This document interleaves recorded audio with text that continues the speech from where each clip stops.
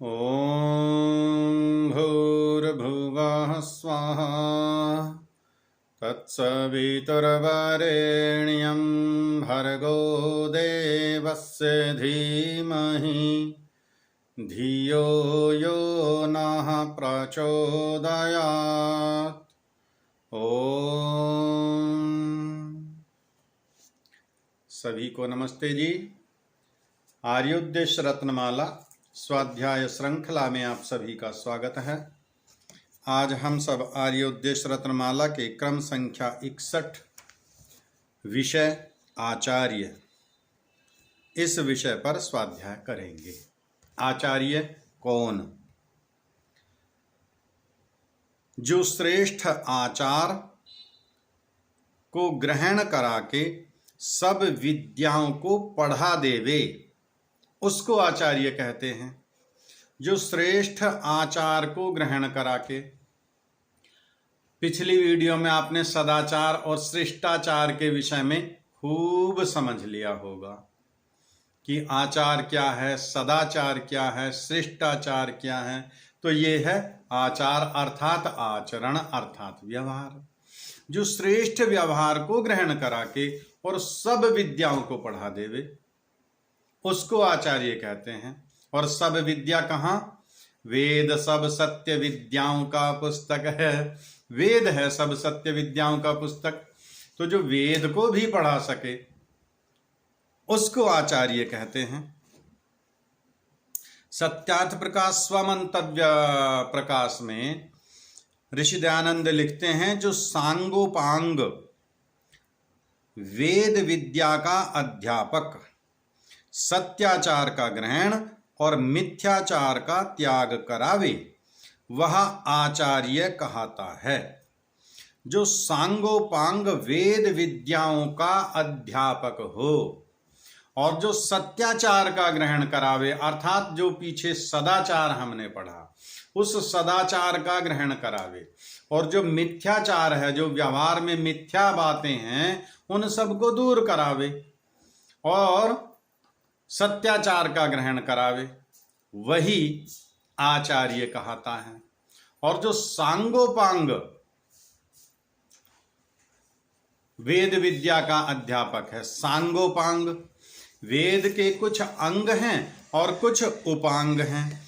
जो अंगों को और उपांगों को सबको पढ़ना जानता, सबको पढ़ाना जानता, वही आचार्य कहलाता है। सांगोपांग वेद विद्या का तात्पर्य है जो वेद के अंग हैं, जो वेद के उपांग हैं, वह उन सबको पढ़ाने में सामर्थ्यवान है। जैसे वेद के अंग हैं शिक्षा, कल्प, व्याकरण, निरुक्त, छंद, ज्योतिष। ये 6 वेद के अंग कहलाते हैं। शिक्षा, व्याकरण, कल्प, निरुक्त, छंद और ज्योतिष, ये 6 वेद के अंग हैं। 6 ही वेद के उपांग हैं। पूर्व मीमांसा अर्थात जो 6 दर्शन हैं, वैशेषिक, न्याय, योग, सांख्य और वेदांत, ये 6 दर्शन हैं। जो इन 6 दर्शनों को पढ़ा सके, जो अंगों को और उपांगों को पढ़ा सके और अंग उपांग सहित वेद को पढ़ा दे, वह आचार्य कहलाता है। जो अंग उपांग सहित वेद विद्याओं को पढ़ा हो, जिसने वेद विद्या को पढ़ा ही नहीं है वह पढ़ाएगा कैसे? इसलिए जो सांगोपांग पढ़ा हो अर्थात जिसने अंग भी पढ़े हैं, जिसने उपांग भी पढ़े हैं, स्वयं श्रेष्ठ आचार युक्त हो।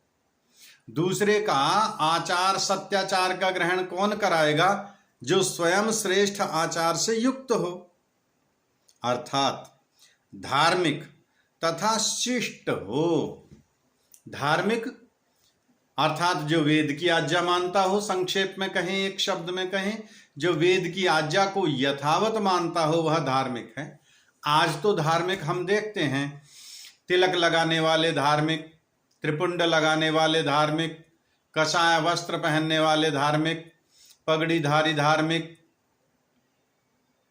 माला कंठी धारण करने वाले धार्मिक, कांवर लाने वाले धार्मिक, व्रत उपवास करने वाले धार्मिक, जागरण कराने वाले धार्मिक, सब धार्मिक बने बैठे हैं। लेकिन वास्तव में धार्मिक कौन? जो धर्म को जानता है वह धार्मिक, जो धर्म को आचरण में लेकर के आया है वह धार्मिक, अर्थात जो वेद की आज्ञा का यथावत पालन करता है वही धार्मिक है। तथा शिष्ट हो। अब शिष्ट क्या है? एक तो सदाचार, एक शिष्टाचार। आपने पीछे पढ़ा, सदाचार और शिष्टाचार के अंतर को भी आपने समझ लिया। जो वेद विद्या को पढ़ा हो और उसे अपने व्यवहार में लेकर के आया हो वही शिष्ट है। और इन सब वेद विद्याओं को पढ़ावे और अंग उपांग सहित सारी वेद विद्या को पढ़ाने वाला हो, सत्याचार को ग्रहण करावे और मिथ्याचार को छुड़ावे, उसको आचार्य कहते हैं। जो स्वयं शिष्ट है, जिसके अपने व्यवहार में सत्य विद्या है, सत्य सिद्धांत है, वह दूसरे को भी उन्हीं सिद्धांतों का मार्गदर्शन कराएगा, उन्हीं सिद्धांतों पर दूसरे को भी चलाएगा। यदि उसके आचरण में कोई मिथ्याचार है तो उसे छुड़ा देगा, और जो जो सत्याचार है उसका वह ग्रहण करा देगा। इसको कहते हैं आचार्य। सभी का धन्यवाद।